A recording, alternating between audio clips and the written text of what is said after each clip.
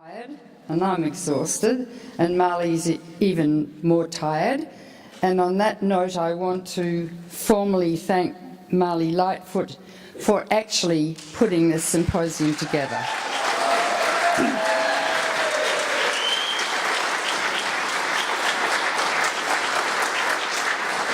She has been magnificent on details, and it's not something that turns me on. So I had a big concept and we put it together. I did this for two reasons. One, that I was so annoyed and frustrated with the arrogance and ignorance of the media about radiation biology after Fukushima, especially with one George Monbiot at The Guardian, who knew nothing about internal emitters or anything, and they kept saying people haven't dropped dead, and they're still saying that I thought it was appropriate to sort of set up a medical conference for 2 days, like medical school, to teach them the basic elements of radiation biology. And that's why I put this symposium together, to educate the media. Unfortunately, there were representatives here, but we could have had a lot more, so they're not really quite turned on to it yet. And I suppose I have to say that the American media really worries about Americans, like a little girl trapped down a well or that sort of thing. And it was interesting to note that when the sailors came along, that was very pertinent because they're Americans. And I don't think people can extrapolate too much in this country to Japanese. Number one. And number two, when Chernobyl happened, I can remember being on a telephone in the Texas airport talking to an ABC radio commentator who said, well, they're just Russians. And I was absolutely flabbergasted. I said, I'm a physician, and every human life is precious. So that attitude of insularity prevails, and it's prevailed today. Not amongst you, but amongst the media, and this is the sort of capital of the media of certainly the United States, and in fact the world, because this is where the United Nations is situated, and there are media representatives from all over the world. And we're in a very serious situation.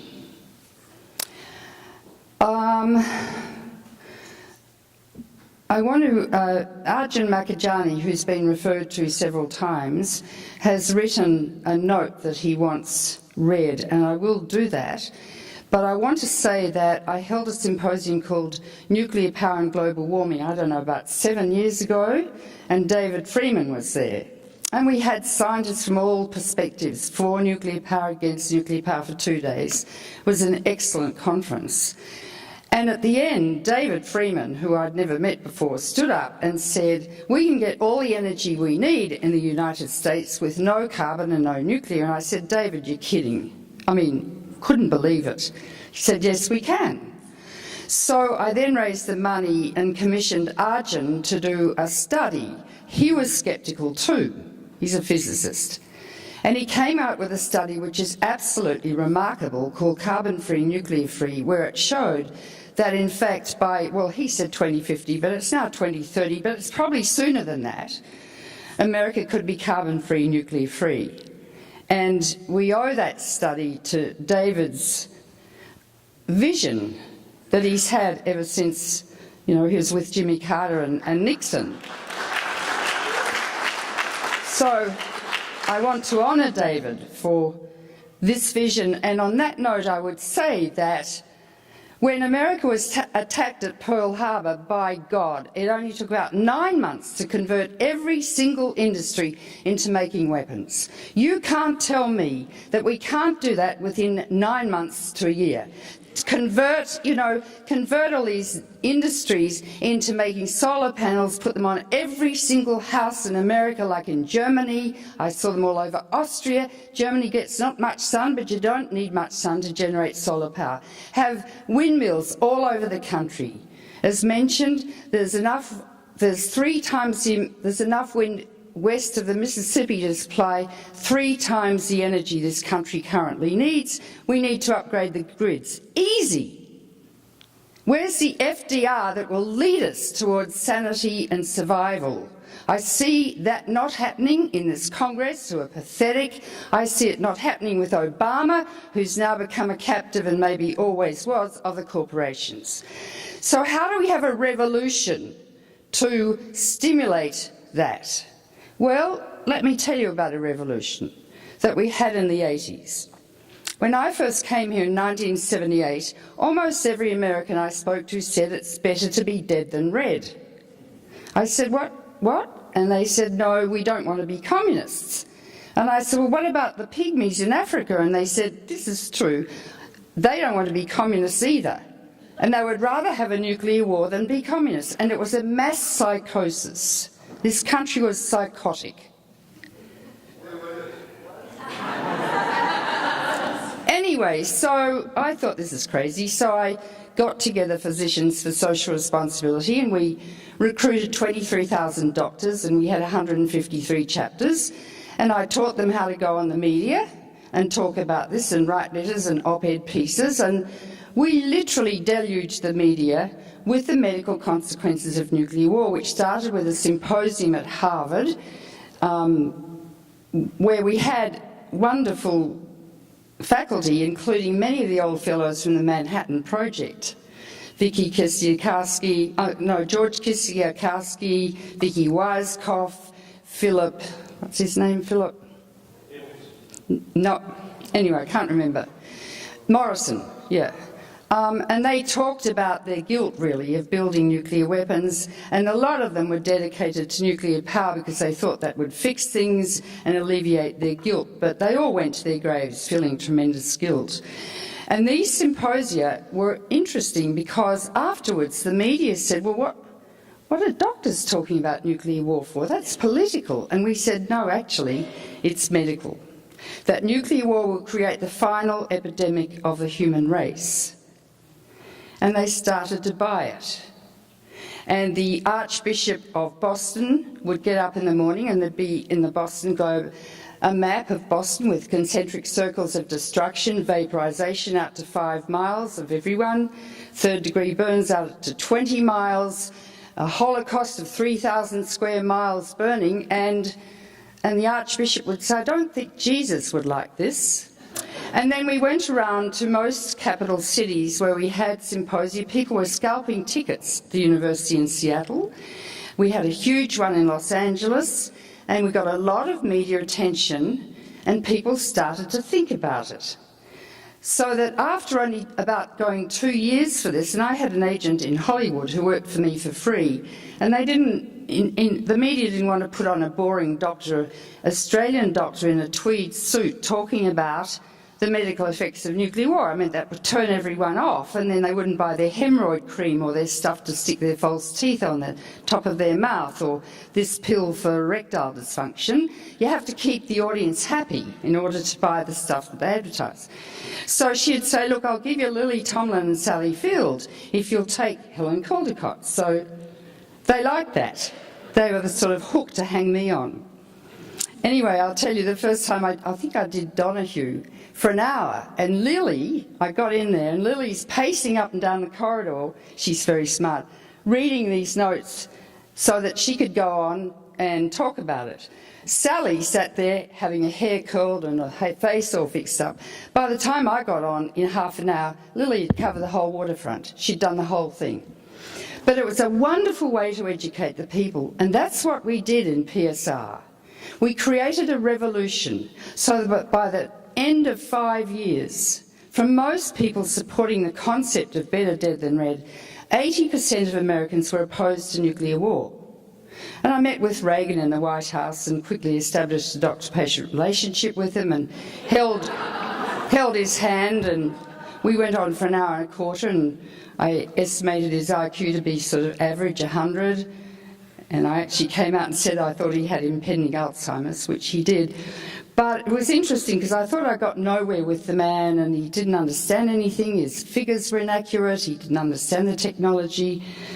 But after that, he started to say nuclear war must never be fought and can never be won.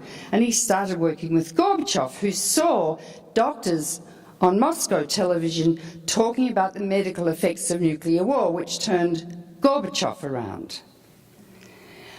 We got 1 million people in Central Park, black lesbians from Harlem, Southern Christian Baptists, Mormons from Salt Lake City, everyone marched in and in and in. Took all day to get 1 million people in Central Park. The biggest demonstration, I think, in the history of this country. Then they did an end run around us and started talking about, this was Reagan, war in space, Star Wars, missile defence, all of that stuff. You know, he had a yellow shield over America and the missiles would go boink, boink. That's what he thought would help America.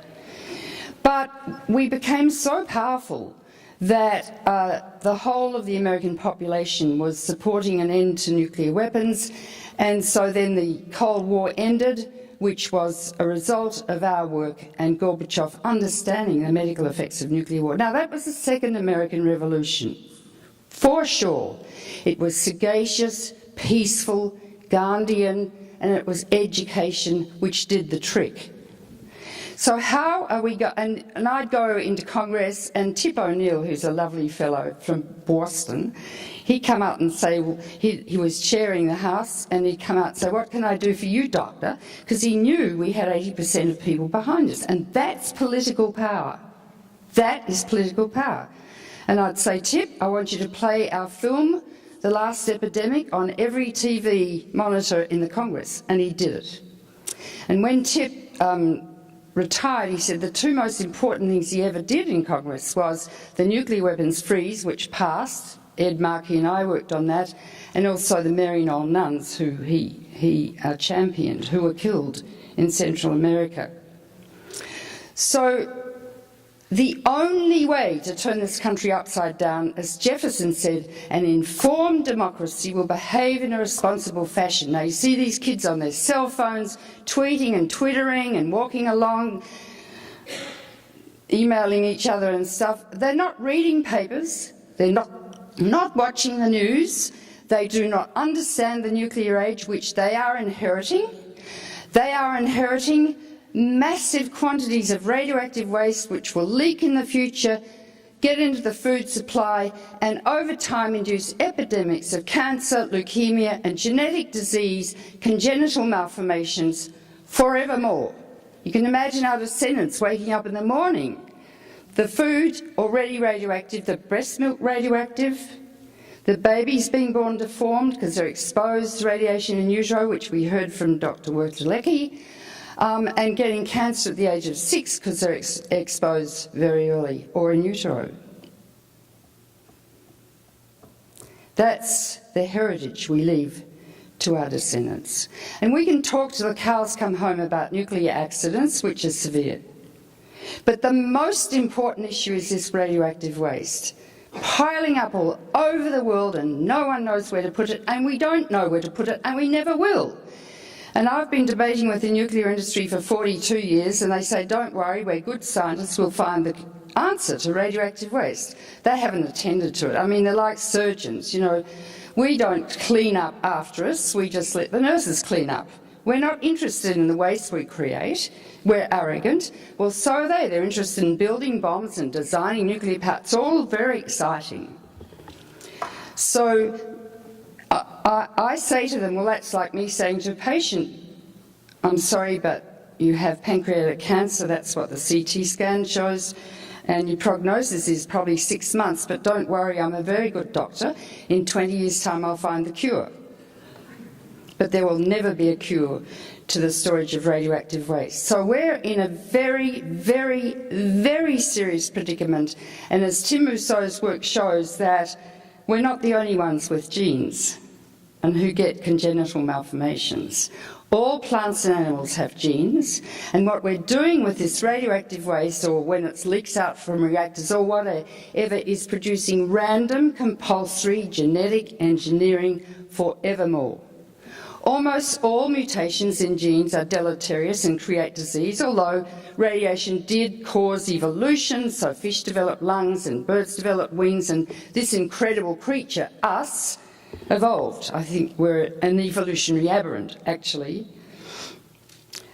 The thing is that most mutations are deleterious, and I've said for years, you know, we all carry several hundred deleterious mutations in our genes, and I've been parading around platforms forever, and I've just found out I'm a carrier of a disease called hemochromatosis, which is a Mendelian recessive, and my ex-husband carries a gene, and our son has just been diagnosed with hemochromatosis, which is an aberration in iron metabolism and storage, so you can't excrete your iron, and it gets stored in the heart muscle and the liver, and it can do very nasty things.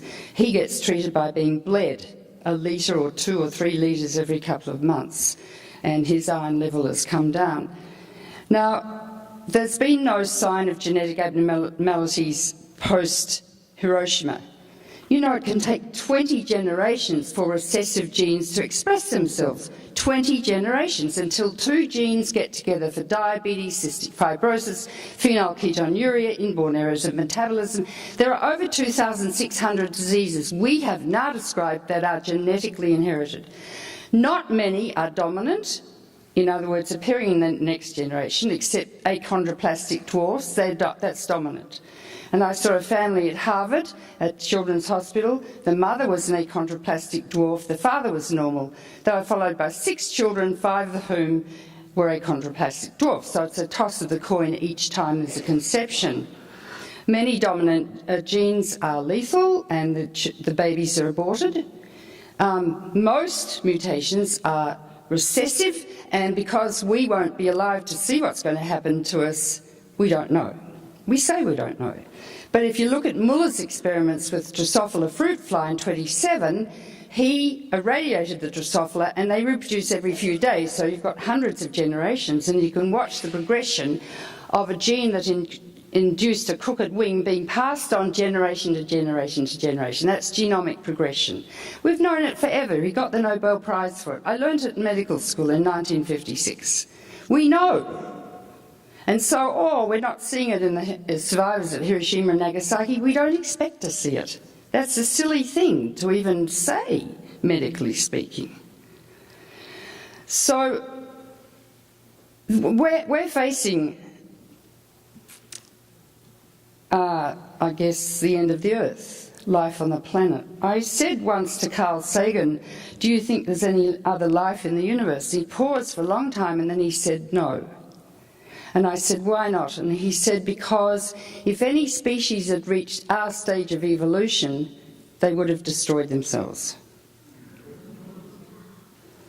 So here we are with global warming upon us. We've had the hottest days in Australia we've ever had. There's a day of 120 or 124 degrees the other day. I thought I was going to die.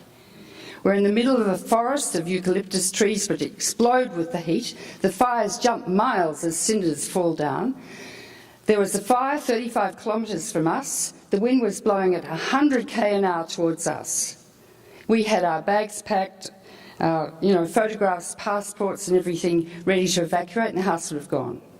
It's terrifying.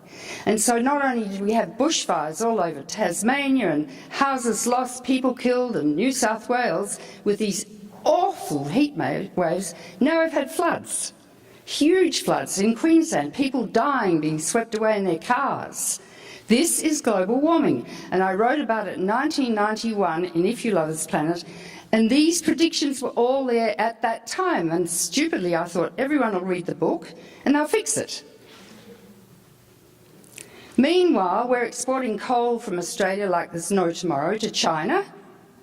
They can hardly breathe over there. I've often said, people buy water in bottles, plastic bottles that contain BPA and phthalates, which are carcinogenic and hormone mimickers. Water comes out of a tap, not out of a plastic bottle. There's an island in the Pacific twice the size of Texas made of plastic. It breaks down to little pieces, the fish feed on it, the birds eat the fish, they also eat the plastic, the albatrosses are feeding it to their babies, they're dying. And still we make more plastic and more plastic and more plastic and more plastic, and we never think about it. But that's kind of beside the point. So I've always said, well, soon it'll be bad enough, we'll be buying oxygen bottles to breathe. Well, that's what they're doing now in Beijing. Oxygen bottles. We're really mad. So, as David said, we have to stop burning coal now. This fracking is crazy because, as he pointed out, it gets to about 90% because I'm sure more than 2% leaks from those fracking wells. Coal, oil. Everyone's driving these great big tanks and they drive their little girls at ballet in tanks. I once asked the GE man, what the hell do you think you're doing? He said, well, we're making money. So the true God in this country now is money. Let's be frank. It's not God. No one really believes in God. They just believe in making more money. Oh, they go to church to solve their consciences or the synagogue, but it's money. Money doesn't make the world go round. Money's killing the earth. I go back to what Mary said today, 52% of us are women and we're wimps and we take no stand. We have the babies, we've got the hormones to nurture life, oxytocin, progesterone, estrogen, yet we stand back and let the men proceed. Look at the Congress, full of silly men, trying to outlaw abortion and birth control and mammograms. And I mean, how dare they? And they have no right, and where are we? Nowhere. So we can fix global warming. We can stop mining coal, we can stop fracking, and we can stop, as David said, all parking lots in America should be covered with solar panels and electric cars to plug in. So we've got electric cars. I've just been in California. There are hardly any solar panels on the houses. Every house in America should be solarised, and you can't tell me that Americans are not smart. That's how you got rich in the first place. Yeah, you had some natural resources, but you've got a lot of ingenuity. But now all your jobs have gone to China. You don't buy anything here that's made in America. It's all made in China, so no wonder there are no jobs. But by God, could you get going? You could really show the earth what an energy-responsible nation will do and become the energy superpower of the world, easily. And it's true that we waste up to 30% of the electricity. Well, you do. You leave everything on all the time. Sense of entitlement is amazing. And in Australia, we have to switch a switch off, but you don't tend to pull your plugs out. So we can say, if everyone stopped using clothes dryers, you'd save almost the same amount, or a bit less, than nuclear power producers. Clothes dryers made by General Electric that makes nuclear power plants, so you've got to have a clothes dryer to use the electricity that they want to sell you, and they make nuclear weapons as well. I don't use clothes dryers, I hang my clothes in the sun. But there's a law in Atlanta that you can't do that because Mrs. Brown next door might see your brassieres and your underpants. And that's kind of rude. How ridiculous, how ridiculous. And dry them beside the furnace in the winter. It's simple, so easy. I ask people where their electricity comes from. They haven't a clue. You walk in those doors like that, the global warming doors or the carcinogenic doors. We need to think about the way we live. We don't walk upstairs, we take an escalator, global warming escalator. So we're killing ourselves to kill ourselves better. So we can fix global warming. And we need to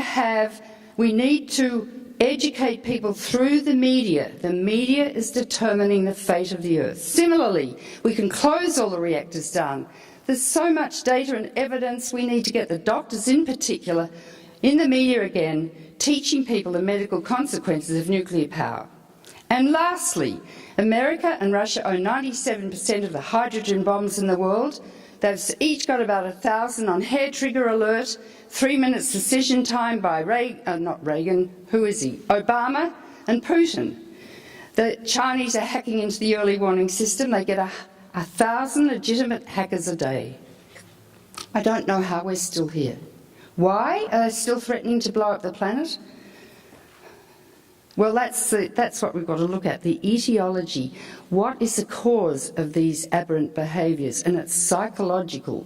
It's not how many bombs there are. And, we tend to count money, and we count bombs, and we count radioactive waste and everything. Let's look at the psychology that determines, or the pathology that is determining these situations. We can abolish nuclear weapons. Obama needs our help. But Americans have become so passive. Now, when I say you spend $1 trillion on killing, socialised killing, which it is in the Pentagon, socialised killing, and you don't even have a free medical care system? In Australia, it's free. You can go to hospital, have a decent operation, anaesthetic, stay for 6 days, costs nothing. That's called a civilised society, right? Well, so we've got to get moving, but the most important thing is to get people like David on the television, blasting the hell out of everyone, and maybe Herb to provide a bit of theatre, and to teach people what's going on, and the doctors need to step up to the plate, because this situation, nuclear war will create the final epidemic of the human race, so will global warming within this century, and nuclear power for the rest of time. The Earth is in the intensive care unit, gravely ill, and we are all physicians now to the dying planet. And unless we move and dedicate our total life to saving it, we leave our children nothing.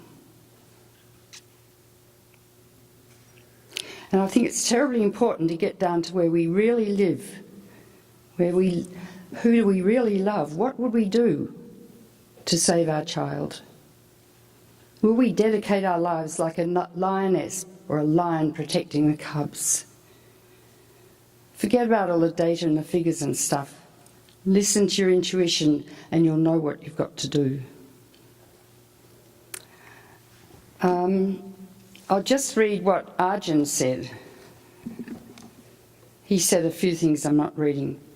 The Japanese government proposed to allow doses as high as 2 rems per year to school children, claiming the risk was low or at least tolerable.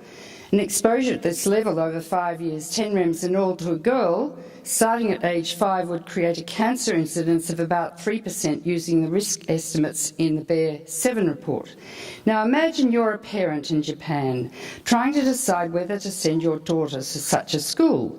Roughly 30% of every 100 girls would eventually develop cancer at some point in their lives. 30. Just one of those would be attributable to Fukushima school exposure, according to the Bear 7 report. But no one would know if their daughter's cancer was attributable to the exposure at school, neither would they understand the Japanese government's radiation bureaucrats. Why is it difficult to understand that while the risk attributable to school contamination would be 1 in 30, the proportion of parents stricken with guilt and doubt would be closer to 1 in 3. Would you ever forgive yourself if you made the decision to send your daughter to that school, or your son, though the risk attribution to Fukushima may be less than experienced by the girls? This is for the boys. Indeed, due to the long latency period of most cancers, you would be fearful even if no cancer had yet appeared.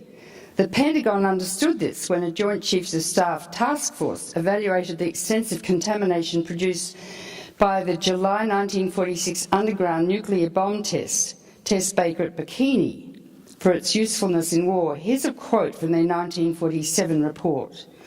Of the survivors in the contaminated areas, some would be doomed by radiation sickness in hours, some in days, some in years. But these areas, irregular in size and shape, this is the government, as wind and topography might form them, would have no visible boundaries. No survivor could be certain he was not amongst the doomed.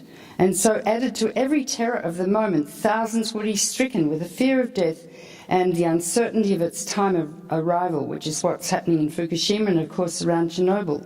Compare this for yourself with the aftermath of Fukushima and the plight of parents. Second, nuclear power's conceit was that nuclear power's 24/7 electricity supply, and then he talks about the ability to use other sources. We can do better than making plutonium just to boil water or polluting your Earth with fossil fuel use. When I finished carbon-free, nuclear-free in 2007, I estimated it would take about 40 years to get to an affordable, fully renewable energy system if we start now. Finally, today I think that can be done in 25 to 30 years, but we can do it much sooner, 10. Finally, are we up to the challenge? Finally, I truly regret I cannot be there to publicly thank and honour me for inspiring carbon-free and nuclear-free, which David actually did, which you can now download free from ieer.org. I wish you a very productive conference. So I just want to give you a picture of how dire the situation is, how we stay up all night with a dying patient. And we don't even think about tiredness until we hit the wall at 2 a.m. and have to have a hamburger and a milkshake. But you don't think about yourself when you're treating patients. So we mustn't think about ourselves or our lives when we're trying to save the planet, the only life in the universe, probably. The responsibility is so huge, and I wouldn't talk like this unless I knew there were answers. Abolish the nuclear weapons now, close down all those reactors now, and stop burning fossil fuel now, and fill the country up with solar and wind and geothermal and conservation, and it would make the Americans so proud. They need to be proud of something now. And that revolution has to come from you. Huh? Because I'm 75, I'll probably be dead soon. Okay.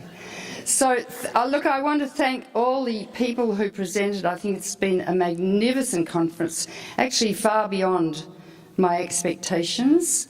And I want to thank all the volunteers who helped enormously, and to the Manhattan Project, to PSR for co-sponsoring it, and my very dear colleagues. And the proceedings will be published in a book published by the New Press as we, in the next, 6 months or so. So it will be down on the record. But I welcome your own initiatives to do what you must do individually to save the planet. And I want to also honour Alexei Yablokov, who has provided such an enormous amount of important data.